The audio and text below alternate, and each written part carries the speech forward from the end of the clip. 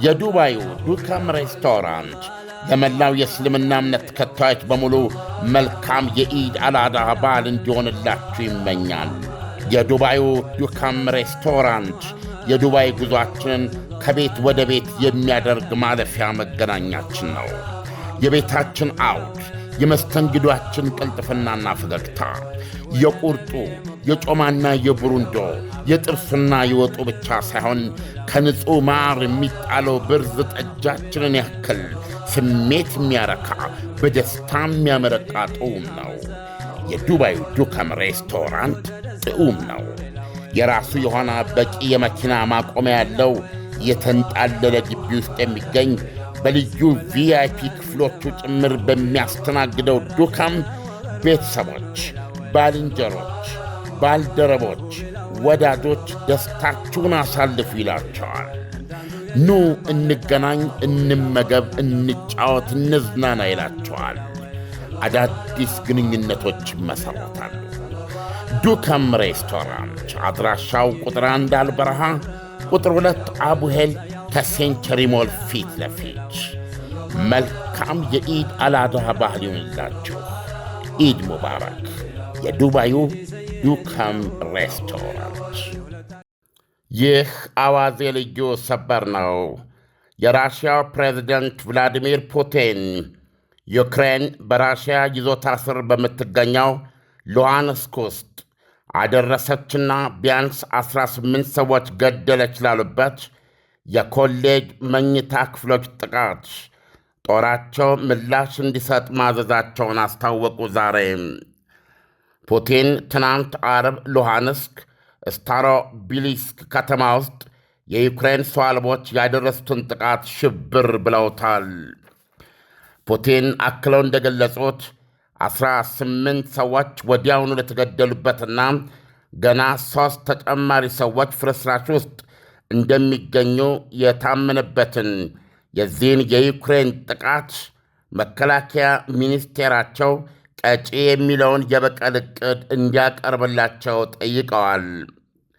ታስ የራሽያን የአደጋ ደራሽ ሚኒስቴርን ጠቅሶ ሲዘግብ ደግሞ በዩክሬን ሰው አልቦች ጥቃት ያለቁትን ሕፃናት ናቸው ብለዋል። እንዲህ አይነት ቁጥር ያለው ጥቃት ከዩክሬን በኩል ሲመጣ እየተለመደ አይደለም ይላል ዘገባው።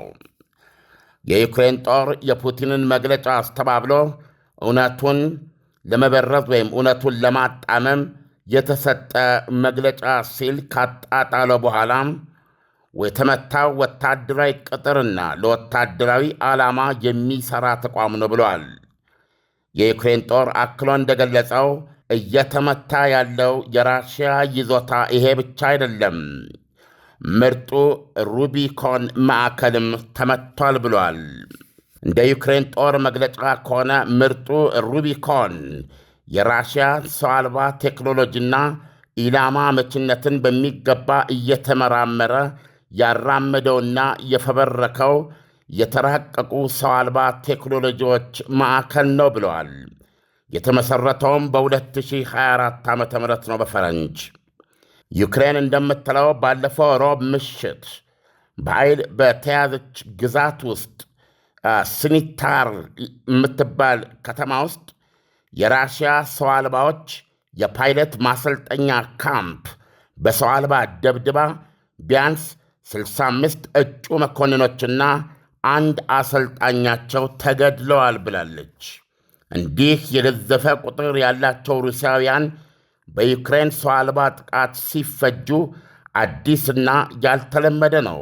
እንዲሁም ዩክሬን ራሽያ ውስጥ ጠልቀውና ርቀው መግደልና መደምሰስ የሚችሉ የመካከለኛና የረጅም ርቀት ሰው አልቦች በስፋት አምርታ ጥቃቷን አፋፍማ እንደምትገኝ ይታወቃል። ዳንኤል፣ የሚገርም ዜና ነው። ያን ያህል በተፋፋመና አንዳንድ ጊዜ ወደ 1000 ገደማ የሚደርሱ ሰው አልባዎች በተጨማሪ በደርዘን የሚቆጠሩ ቦሊስቲክ ሚሳይሎችና ክሩዝ ሚሳይሎች እንኳ ተተኩሰው በጣም እርግጠኛ ነኝ እኔ በማቀው ባለፉት 4 ዓመታት ማለት እችላለሁ 18 ዩክሬናውያን የተገደሉበትን አጋጣሚ አላስታውስም። በተለይ ራሽያ የወታደራዊ ማሰልጠኛዎችን የመሳሰሉትን በመምታት ከፍ ያለ ቁጥር ያለው ፍጅት አድርሳ ሊሆን ይችላል። ነገር ግን በተለይ በሚሳኤልና በሰው አልባ ጥቃቷ በሰራ የዩክሬን ግዛቶች ላይ በምታደርጋቸው ድብደባዎች እንዲህ አይነት ቁጥር የተለመደ አይደለም። አሁን የቀርቡ 12 ሰው የደረሰው በጣም ከባድ ብለን የምንይዘው ነው።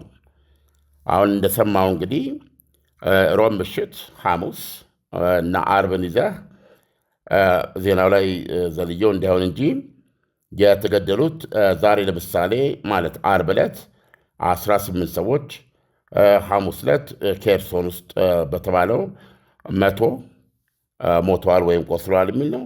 ይሄ ደግሞ የ65 ካዴቶች እጩዎች ከነ አሰልጣኛቸው ያለቁበት ስደምር 3 ነውና የሚገርም ነው። ጦር ሜዳ ላይ ያለን ዘገባ ራሽያ በዚህ በሉሃንስክና ዶነትስክ በተለይ በዶነትስክ ግንባር በኩል ካልሆነ በስተቀረ በአብዛኛው የጦር ግንባር ላይ ሰፊ መጠን ያለው ግዛት እየለቀቀችና በቦታውም የዩክሬን ኃይሎች እየያዙት እንደሆነ ነው እያነበብን ያለ ነው።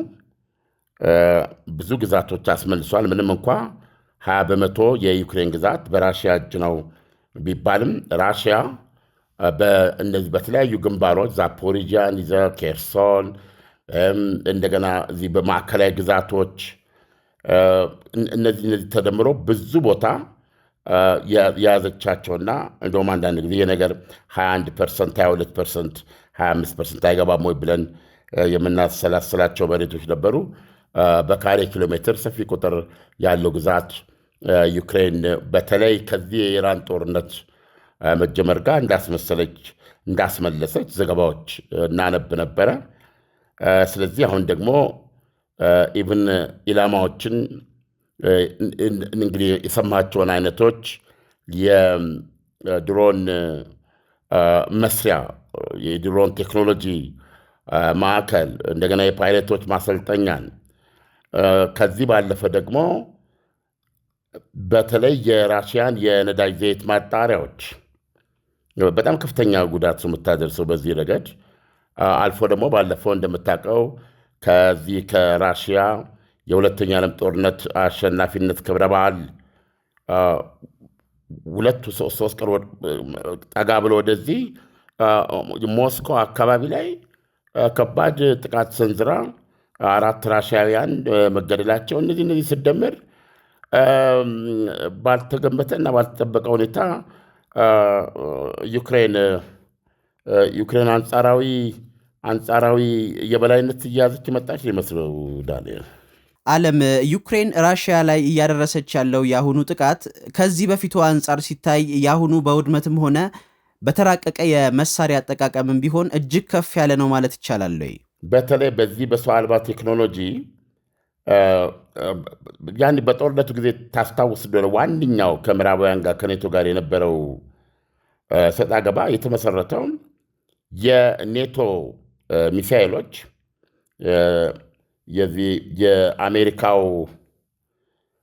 የአሜሪካ ምንድነው መድፍ ስሪት ሮኬት እነሱን ጨምሮ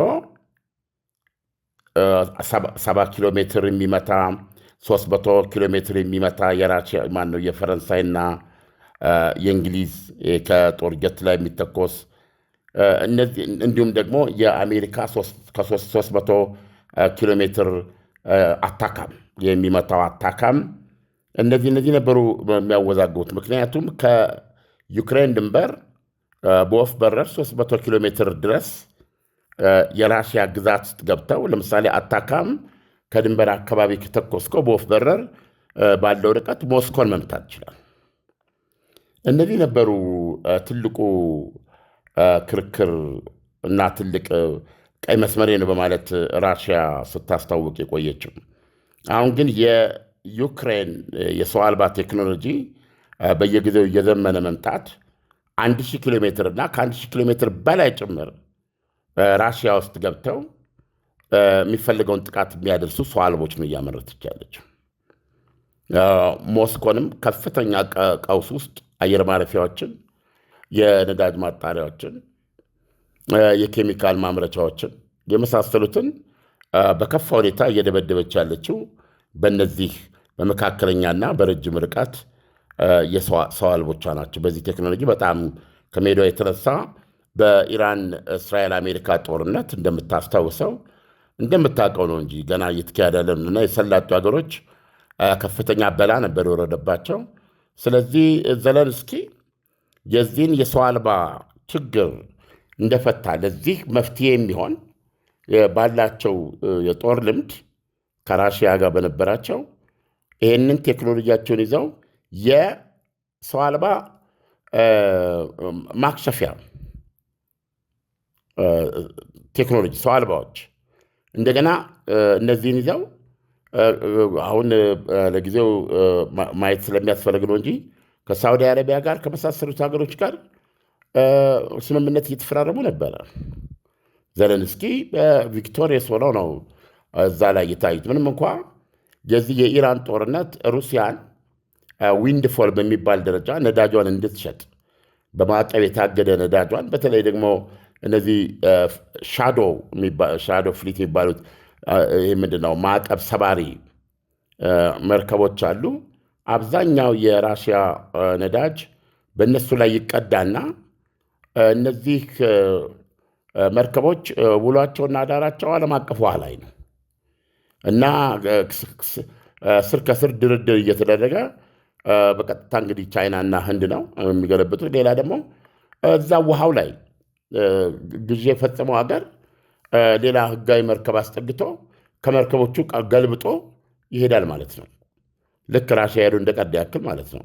በዚህ መንገድ በዚህ አይነት ነገር ነበረ የሚካሄደው ገበያው። አሁን ግን ዶናልድ ትራምፕ በዓለም ላይ ያለውን በሆርሙዝ ሰርጥ መዘጋት የተነሳ ያለውን የነዳጅ እጥረት እና ዓለም ላይ የደረሰውን የኢኮኖሚ ጫና ለመቀነስ በሚል አቅርቦት ጥሩ እንዲኖር ራሽያ ላይ ያንን ገደብ አንስተዋል። ያ ገደብ ምንድን ነው? ያንን ሁሉ ነዳጅ ተቀድተው በዓለም አቀፍ ውሃዎች ላይ ከሚገኙ የራሽያ መርከቦች ላይ ግዙ የሚል ነው። እንደገና አድሰውታል ከወር በኋላ። ስለዚህ ዶናልድ ትራምፕ በመጀመሪያው ማናቸው ፕሬዚደንት ቭላዲሚር ፑቲን 6 ቢሊዮን ብር ገደማ በ10 በ20 ቀን በምናምን እንደዚህ አይነት ቀኖች ውስጥ እና አሁንም በማግኘት ላይ ናቸው ያሉት። ነገር ግን የዩክሬን ከስር በሀገሪቱ የነዳጅ ማጠራቀሚያዎች ላይ የምታደርሰው ጥቃት የሆነ ነጥብ ላይ ሪሊ ኤክስፖርት ማድረግ የምትችለውን አቅም እንኳ በጣም እንዳኮሰመነው የተገለጸው እና አሁን የሰማቸው እነዚህ ተከታታይ ይህን ዘለንስኪ 65 እጮችን የገደሉ አሉ። ራሽያ በዚህ ጉዳይ ላይ ምንም ያለችው ነገር የለም። አሁን 18ቱን በተመለከተ ነው ፕሬዚደንት ዶናልድ ትራምፕ የተናገሩት እና የጦር ሜዳ ኢኒሼት ምንድነው የሚባለው እንትን ተለውጧል ነው የሚባለው። አሁን ሞር ዩክሬንች በተለይ በጦር ግንባር ላይ ደግሞ ይሄ አንድ በአንድ የሆነ ምንድነው የሚባለው ዞረ የሰው አልባ ቴክኖሎጂ ነው እና የጦር ግንባሩን 12 ኪሎ ሜትር የሸፈነ ቦታ ላይ ለማጥቃት መንቀሳቀስ አትችልም።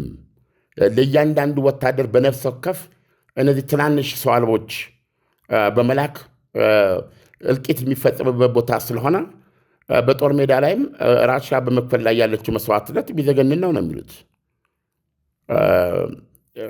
35 ሺህ 40 ሺህ 50 ሺህ ወታደሮች እያጣች ነው። ይህንን ደግሞ መልሶ ለመተካት የማትችልበት ሁኔታ ላይ ነው የምትገኘው እና በጣም በሰፊው ነው የሚዘገበው። እኛ በዚህ በኢራን ጉዳይ ተይዘን ነው። ስለዚህ ራሳቸው ቭላዲሚር ፑቲን በ4 ዓመት በላይ በቆየው የዚህ ጦርነት ብለውት የማያውቁትን ይህ ጦርነት በቅርቡ ያቆማል ብለው እስከ መናገር ደርሰዋል እና እንግዲህ ዶናልድ ትራምፕ የዚህን የእስራኤል አሜሪካ እና ኢራን የሰላጤውን ያካትተውን ጦርነት መቋጫ እስኪያገኙ ነው እንጂ የእነዚህን የዩክሬንና የራሽያን ጦርነትም ወደ መፍትሄ ሲመጡ አሁን ባለ ሁኔታ ራሽያ የነበረ አንጻራዊ የበላይነቷን በፍጥነት እያጣች ነው። በዚህ መንገድ ጥቂት ወራቶች ከተቆጠሩ ራሽያ በጥድፊያ ስምምነቱን የሚፈልግ ወገን ነው የምትሆነው እንጂ ያ የነበረ ለምሳሌ ቭላዲሚር ፑቲን የሚሉት ምንድን ነው?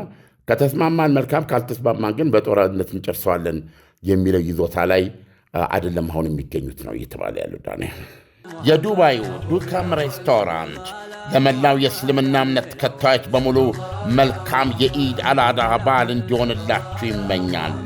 የዱባዩ ዱካም ሬስቶራንት የዱባይ ጉዞአችንን ከቤት ወደ ቤት የሚያደርግ ማለፊያ መገናኛችን ነው። የቤታችን አውድ፣ የመስተንግዷችን ቅልጥፍናና ፈገግታ፣ የቁርጡ የጮማና የብሩንዶ የጥብስና የወጡ ብቻ ሳይሆን ከንጹሕ ማር የሚጣለው ብርዝ ጠጃችንን ያክል ስሜት የሚያረካ በደስታ የሚያመረቃ ጥዑም ነው። የዱባዩ ዱካም ሬስቶራንት ጥዑም ነው። የራሱ የሆነ በቂ የመኪና ማቆሚያ ያለው የተንጣለለ ግቢ ውስጥ የሚገኝ በልዩ ቪአይፒ ክፍሎቹ ጭምር በሚያስተናግደው ዱካም ቤተሰቦች፣ ባልንጀሮች፣ ባልደረቦች፣ ወዳጆች ደስታችሁን አሳልፉ ይላቸዋል። ኑ እንገናኝ፣ እንመገብ፣ እንጫወት፣ እንዝናና ይላቸዋል። አዳዲስ ግንኙነቶች ይመሠረታሉ። ዱካም ሬስቶራንት አድራሻው ቁጥር 1 አልበረሃ፣ ቁጥር 2 አቡሄል ከሴንቸሪ ሞል ፊት ለፊት። መልካም የኢድ አልአድሃ ባህል ይሁንላችሁ። ኢድ ሙባረክ።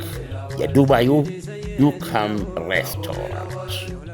ዓለም የራሽያና የዩክሬን ጦርነት ማብቂያ የሌለው በሚመስል መልኩ እስከ መቼ ድረስ ይቀጥላል? ገና ለብዙ ዓመታት ጦርነቱ ሊቀጥል እንደማይችልስ በምን እርግጠኛ መሆን ይቻላል?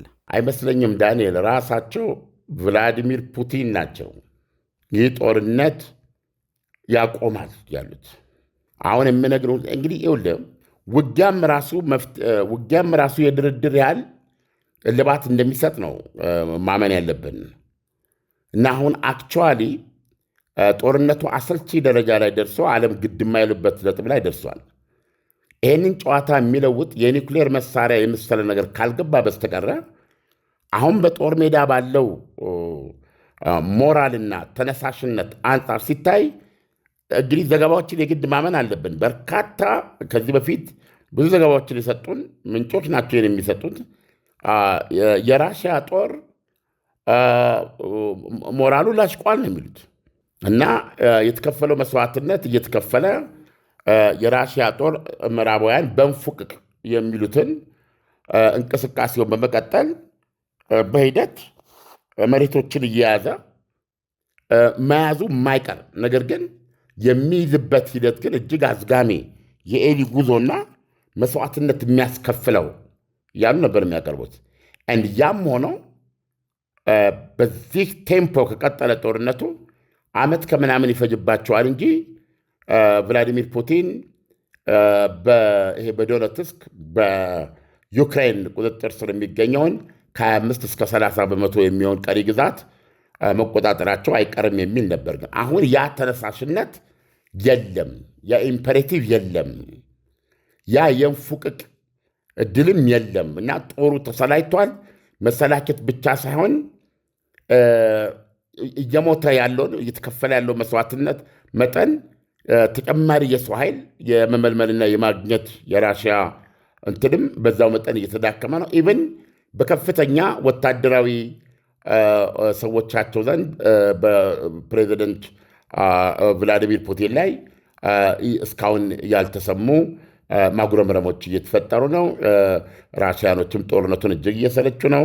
ከጦርነቱ ጋር በተያያዘ የተወሰነ ገደብ ኢንተርኔት ላይ አጠቃቀም ላይ ተጥለዋል። እንዲህ አይነት ነገሮችን በተከታታይ እያነበብናቸው ያሉትና በኢራን ጦርነት እየተሸፈኑ ሆነው ነው እንጂ አሁን በአንጻራዊነት ቢያንስ በጦር ሜዳም አሁን ከተማ ለከተማም ባለው ጥቃት ከራሽያ በተሻለ ዩክሬን የበላይነት እያገኘች ነው። ዓለም ፑቲን እንዳሉት ጦርነቱ በምንና እንዴት ሊቆም እንደሚችል ከወዲሁ መገመት ይቻላል ወይ? ይቅርታ እኔም አላጠቃለሉት። አንዱ ጦርነቱን የሚያቆመው ነገር ዋይ ለምሳሌ ዶናልድ ማን ናቸው ቭላዲሚር ፑቲን ለምነው ጦርነቱን የሚቀጥሉት? ጦርነቱ ባለበት ሊቆም ይችላል። ፊኒሽድ ጦርነቱ ባለበት ሊቆም ይችላል። ሁለቱም ዝገዋል። ሰው እያለቀ ነው። ሰው እየተባዘተ ነው ያለው። ነገር ግን አንጻራዊ የበላይነት ስለነበራቸው ማነው ቭላዲሚር ፑቲን አልቆምም አሉ። ጦርነቱን የማቆመው በዩክሬን እጅ የሚገኘው ከ20 እስከ 30% የሚደርሰው የዶንባስ ግዛት ወይ ፈቅዳ ከለቀቀችልኝ ወታደሮቿን ሰባሰብታ ካስረከበችኝና እኔም ሉሃንስክና ዶነትስክን 100% ዶንባስ ይባላሉ ሁለቱ አንድ ላይ ወይም የምስራቅ ዩክሬን ማለት ነው። እሱን ሙሉ በሙሉ ስቆጣጠር ነው። ከዛ በተረፈ በኬርሶን በዛፖሪዥያ ግንባሮች ጦሬን ባለበት አቆማለሁ። ጦሬ ያለበት ቦታ ላይ የመጨረሻ ግዛት ይሆናል እና ከሌሎች ግዛቶች ደግሞ እንደሚወጡ ነበር የገለጹት። ነገር ግን እነዚህ መሬቶች ይሄንን የዶንባስን 25 ወይም 30% የሚሆን ግዛት ለቃ ባልሰጠችኝ ሁኔታ ዩክሬን ተዋግቼ ወስደዋለሁ እንጂ ሰላም አይኖርም በማለት በወታደራዊ መንገድ ጨርሰዋለሁ ነው የሚሉት። አሁን ያ የለም ነው የምልህ። ያ ትንፋሽ፣ ያ ተነሳሽነት እና ያንን ማድረግ የሚያስችላቸው ሁኔታ አሁን የለም ነው ያለው ዘገባ። ይሄ ከሆነ ደግሞ ይህ ጦርነት ባለበት ሊቆም ይችላል። ጦርነት ሲቆም 99% ሉሃንስክን ተቆጣጥራለች ራሽያ፣ 70% ዶንባስን ተቆጣጥራለች። እዛ ላይ ይቆማል ማለት ነው። አየህ፣ አለበለዛ እዚህ ጋር አልቆመም ለማለት አሁን ቭላዲሚር ፑቲን ከኋላ አዳዲስ ኃይል መልምሎ የማስገባት እድላቸው ተጣቧል ነው የሚሉት። ሁለተኛ ተነሳሽነት፣ የጦሩ ተነሳሽነት እንደገና ደግሞ በተለይ በዚህ የሚሳኤል ቴክኖሎጂ በጦር ሜዳ ውስጥ ፐርሶናል የሚባሉት የሰው አልባ ቴክኖሎጂና እንዲሁም ደግሞ ይሄ የረጅምና የመካከለኛና የረጅም ርቀት የዩክሬን ሰው አልቦች በተለይ የራሽያ የነዳጅ ክምችት ላይ ማጣሪያዎች ላይ እያደረሰ ያለው ጉዳት ተደምሮ ቭላዲሚር ፑቲን ጦርነቱን ለመቀጠል ያላቸውን እድል በእጅግ እያዳከመው ነው የሚለው። ስለዚህ ይሄ ከሆነ ሪያሊቲው እስካሁን ድረስ አሜሪካ እዚህ ድረስ መታ ነበረ። ራሽያ ያቀሪ ግዛት ካልተሰጠኝ በስተቀር ጦርነቱ አይቆምም ስላለች ነው። አሁን ግን ሞር አግሬሲቭ ሆና ዩክሬን ሞር መሬት እየወሰደች ነው ማለት በሌላ አነጋገር ለቭላዲሚር ፑቲንም ያላቸው የተሻለው ምርጫ ባለው ላይ ጦርነቱን ማቆም ይሆናል ማለት ነው። ስለዚህ ጦር ሜዳው ራሱ ያስገድዳቸዋል ማለት ነው። ስለዚህ ሞር ይሄ ጦርነት እንዲቆም ምክንያት ይሆናል ማለት ነው። ጦርነት የማይቆመው በቂ የአቅም መፈታተሽና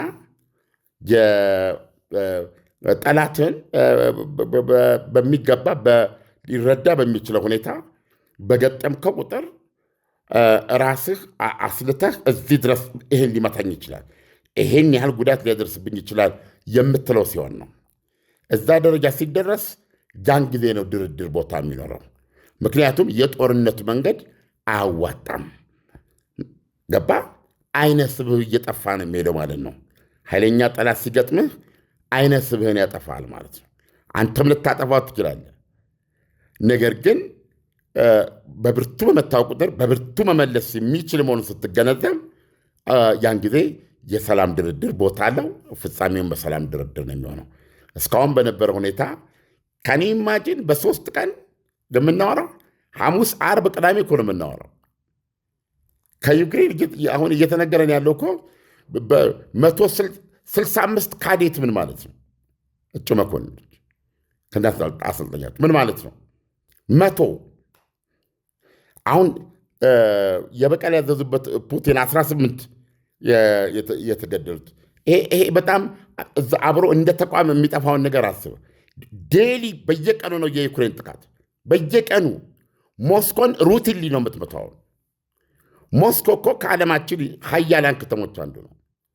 ሞስኮ ዋሽንግተን እኮ አሁን እኮ ሞስኮን ነውጥ በነውጥ ነው የሚያደርጉት እየመቱት። ስለዚህ አሁን ባለው ሁኔታ ራሽያ ይህን ጦርነት ባለችበት አሜን ብላ ልታቆም ትችላለች የሚለው እምነት የጠነከረ ነው። መሬት ላይ ያለውም እውነታ ይህንን የሚያረጋግጠው። ስለዚህ ከመቼውም ጊዜ ይበልጥ ይህ ጦርነት የመቆም ዕድል አለው ነው የሚያስብለው ሁኔታው። ዳንኤል ዓለም ፑቲን አሁን ላይ ከያዙት የዩክሬን ግዛት ውጪ ሌላ ተጨማሪ ግዛት የመያዝ ፍላጎት ስለሌላቸው ነው ወይ ጦርነቱ በቅርቡ ይቆማል ያሉበት ምክንያት ነው? ወታደሩ ተነሳሽነቱን አጥቷል። በአንጻራዊነት ይሄ የዩክሬኖች በተለይ የዚህ የሰው አልባ ቴክኖሎጂ ላይ ያሳዩት እመርታ በርቀትም በደምሳሽነትም በጦር ሜዳ ደግሞ እነዚህ ፐርሶናል የሚሏቸው ሰው አልቦች ናቸው። የራሱን የቻለ ዝግጅት ቢያስፈልጋቸው እነዚህ የራሽያን ጦር ሜዳ ላይ አላራምድ ያሉ በቃ ኪሊንግ ዞን ነው የሚሉት። እንደውም ሲገልጹት ወደ የተወሰነ ግዛት በቃ ለመያዝ ስትመጣ ሞትን ተቀብለ ነው የሚሉ ሁለቱም የሚጨፋጨፉባቸው በሰው አልባ ሁለቱም ይሄኛውም ወደዛ እንዳይሄድ ይሄኛውም ወደዛ እንዳይሄድ አስረው የሚይዙ ናቸው። አሁን ደግሞ በየቀኑ እየመረጠች ኢላማ የነዳጅ ማጣሪያዎችን የነዳጅ ማከማቻዎችን እነዚህ ተቋሞችን አሁን የምትመጣው በአታካም አይደለም ወይ ከጦር ጀት በሚተኮስ የነ እንግሊዝና የነ ፈረንሳይ ረጅም መቺ ሚሳኤል አይደለም።